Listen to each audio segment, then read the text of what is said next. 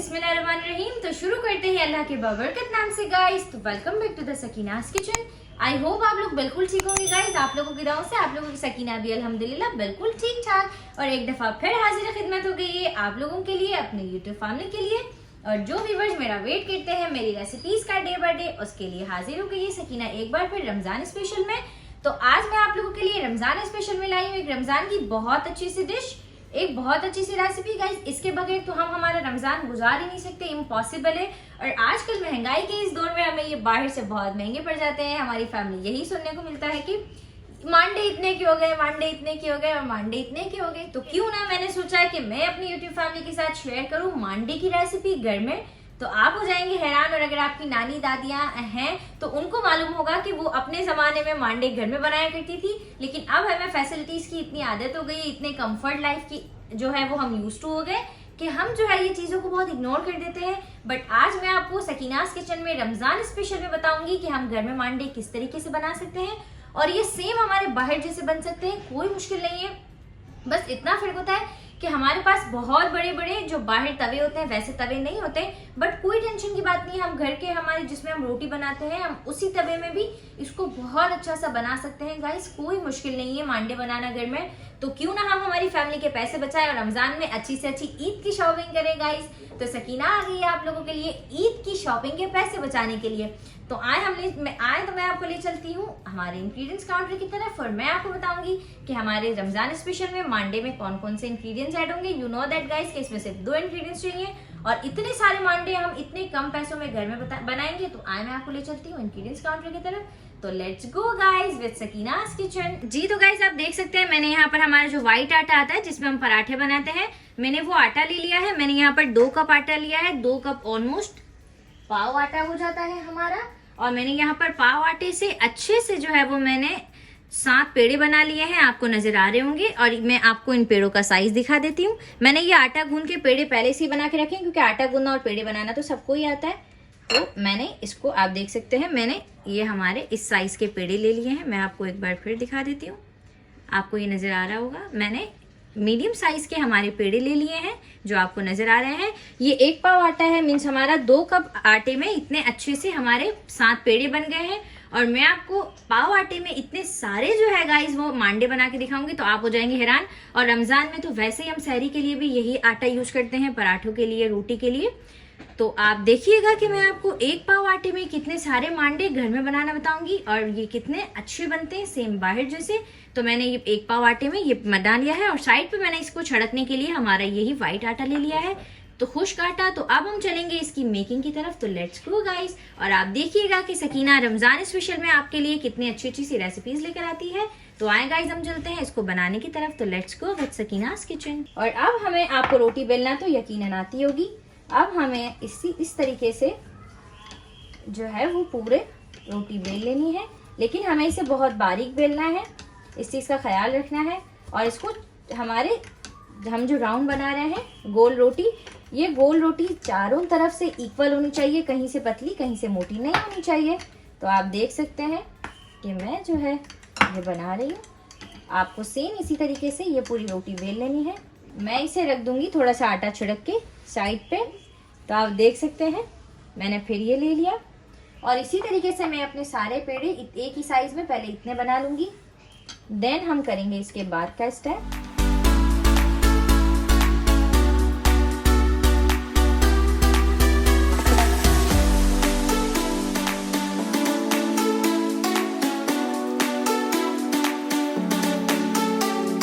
तो आप देख सकते हैं मैंने ये बना लिए हैं और अब जो है वो मैं ऑफ कैमरा बनाऊंगी ताकि जल्दी जल्दी से काम हो सके। और स्किप नहीं करनी वीडियो वरना कोई पार्ट मिस हो जाएगा और आपसे नहीं बनेंगे मांडे।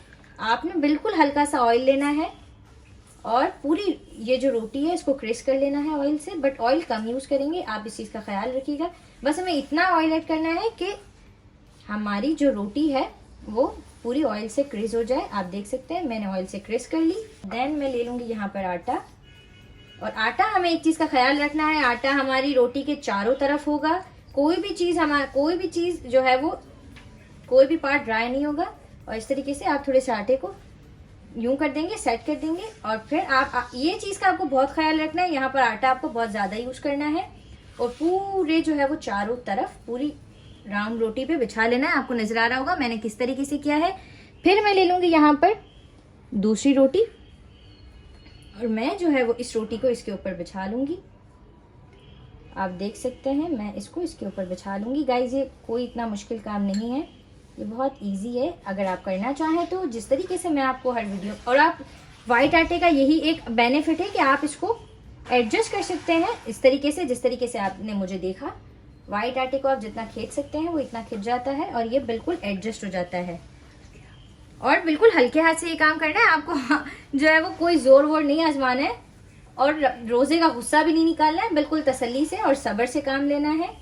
तो आप देख सकते हैं कि मैंने जो है वो ऑयल जो है हल्के हल्के हाथ से हमें ऑयल भी क्रिस करना है। पूरी रोटी पे इसी तरीके से ऑयल क्रिस कर लेंगे।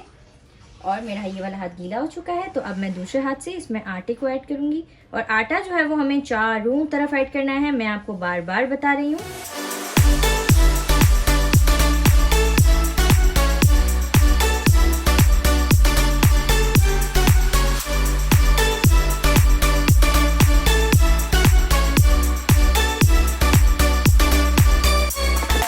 आप देख सकते हैं कि मैंने हमारी ये सारे जो मांडे की रोटियां थी उसको अच्छे से बेल के यही मैंने ऑयल क्रिस करके इसमें बहुत ज्यादा आटा ऐड कर दिया और इसको मैंने ये इसकी लेयर्स बना ली है। आपको ये नजर आ रहा होगा बहुत अच्छे से। ये सारी 6 से 7 रोटियां मैंने बना ली है। अब हम इसको अच्छे से बेलेंगे। हम इसे इस तरीके से अच्छे से बेल लेंगे।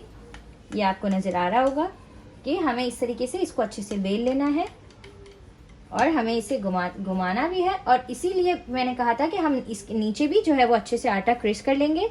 मैंने इसके नीचे भी बहुत अच्छे से आटा बिछा लिया था और आप इसको इस तरीके से भी कर सकते हैं अगर आप चाहें तो, और इसको इस तरीके से बेलन की मदद से भी कर सकते हैं। आपको ये नजर आ रहा होगा। आपको इन सबको अच्छे से एक बड़ी सी रोटी बेल लेनी है और अपने तवे के मुताबिक जिस तरीके से जो साइज का आपका तवा होगा इस तवे के हिसाब से आपको अच्छी सी रोटी बेल लेनी है और आपको ये सब एक साथ बेल लेनी है। तो आएगा आपको नजर आ रहा होगा, मैं आपको अच्छे से दिखाती हूँ कि मैं यहाँ पर कितना डिलीशियस सा और कितना गुड लुकिंग हमारा जो मांडा है वो तैयार हो चुका है। आप देख सकते हैं। और मैंने इसको पूरा मेरे तवे के साइज का रखा है। आप भी इसको अपने तवे के साइज का रखिएगा।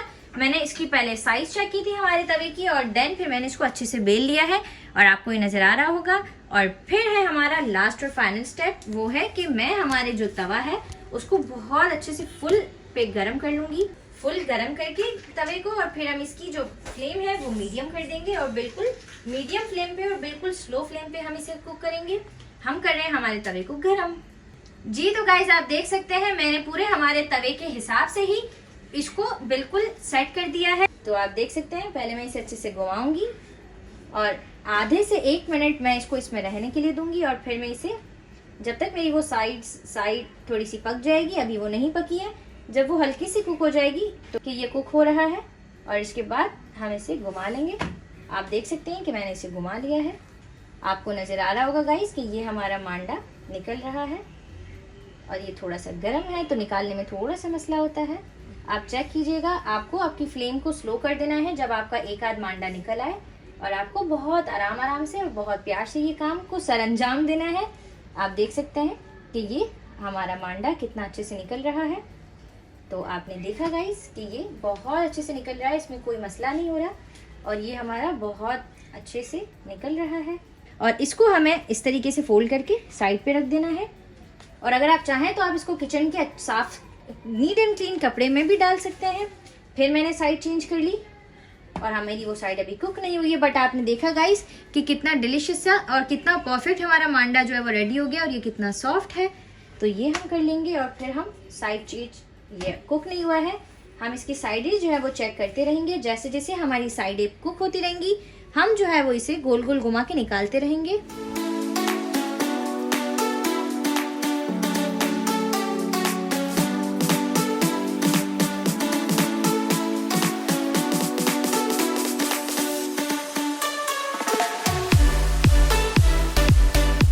हमारा दूसरा मंडा भी हमने निकाल लिया है और ये कितना सॉफ्ट और ये कितना अच्छे से निकल गया है, आपको नजर आ रहा होगा। और अब आप देख सकते हैं कि वो हमारा दूसरा मांडा भी बन रहा है, तो हम उसे भी निकाल लेंगे बहुत इसी तरीके से। अब मैंने हमारे सारे मांडों को इस तरीके से फोल्ड करके इसमें रखा था, जैसे जैसे मैं इसको तवी से निकाल रही थी और इसमें मेरी अम्मी मेरी हेल्प कर रही थी। क्योंकि तवी से निकाल के बाद हम इसको इस तरीके से फौरन टर्न करते हैं। आपको नजर आ रहा होगा कि ये हमारे कितने अच्छे से जो है वो हमारे मांडे रेडी हो चुके हैं। आपको ये कितने अच्छे नजर आ रहे होंगे। और मैंने इस तरीके से जब मैंने तवी से निकाल लिया था तो मैंने इस तरीके से इसको रख दिया था 10 मिनट के लिए कि ये हमारे बहुत सॉफ्ट हो जाए। और अब ये हमारे बहुत सॉफ्ट हो चुके हैं तो हम करेंगे इसकी कटिंग। तो आपने देखा मैंने आपको ये इसलिए शेयर किया गाइस कि आपसे कोई चीज मिस ना हो जाए। मैं जैसे जैसे तवी से निकाल रही थी वैसे वैसे अम्मी इसको इस तरीके से अंदर फोल्ड कर रही थी गरम गरम को। और अब ये थोड़े से ठंडे हो चुके हैं और ये कितने सॉफ्ट हैं। इसकी सॉफ्टनेस का अंदाजा आपको हो रहा होगा गाइस कि ये कितने सॉफ्ट हैं। मांडे एक दूसरे के ऊपर इस तरीके से बिछा देंगे। और अब हम लेंगे एक बड़ा सा नाइफ। आप देख सकते हैं मैंने ले लिया है एक नाइफ। और अब हम इसकी करेंगे कटिंग। अब जो है गाइस एक चीज का हमें बहुत ख्याल रखना है। हम जो यहाँ पर समोसे की पट्टियां बनाएंगे आप अपने घर के अकॉर्डिंग बनाएंगे। अगर आपके घर में बहुत बड़े खाए जाते हैं तो आप बहुत बड़ी इसकी पट्टी कटिंग करेंगे। अगर नॉर्मल खाए जाते हैं तो नॉर्मल, अगर छोटे खाए जाते हैं तो छोटे। बट मैं यहाँ पर नॉर्मल और एक बिल्कुल परफेक्ट समोसे का शेप दूंगी और बिल्कुल एक परफेक्ट समोसे की पट्टी कटिंग करूंगी हमारे मांडे से। तो आए गाइस हम करते हैं, हम इसके करेंगे 4 पीस। और ये 4 पीस में हमारा बिल्कुल एक परफेक्ट समोसे का जो शेप आता है सेम वही पट्टी आएगी। तो अब हम करेंगे, आप देख सकते हैं हम पहले इसकी कटिंग करेंगे। आपको नजर आ रहा होगा। और यहाँ पर आपको नाइफ आपकी बहुत तेज लेनी है और आपको यूं यूं यूं नहीं करना जैसे हम गोश्त मुर्गी मछली काटते हैं। आपको इस पे रख कर और हल्का सा इसको प्रेस कर देना है। आप देख सकते हैं जिस तरीके से मैं प्रेस कर रही हूँ और ये बिल्कुल एंड तक आपको आवाज आ रही होगी। इट मीन्स कि ये हमारी एंड तक कटिंग हो गई। और फिर भी हमें इसी तरीके से कर लेना है।